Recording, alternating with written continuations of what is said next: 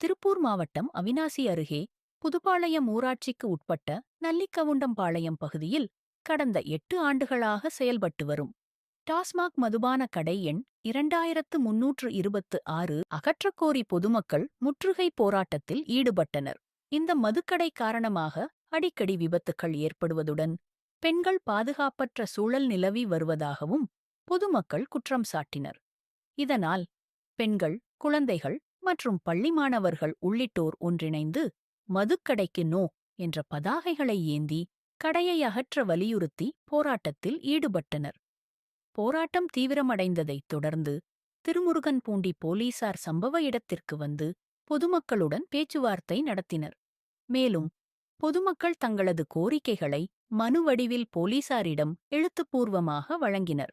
இந்த மனுவிற்கு விரைவாக நடவடிக்கை எடுக்கப்படும் என போலீசார் உறுதியளித்ததைத் தொடர்ந்து பொதுமக்கள் போராட்டத்தை கைவிட்டனர். இருப்பினும் 2 மணி நேரத்திற்கும் மேலாக நீடித்த இந்த போராட்டம் அப்பகுதியில் பெரும் பரபரப்பையும் பதற்றத்தையும் ஏற்படுத்தியது.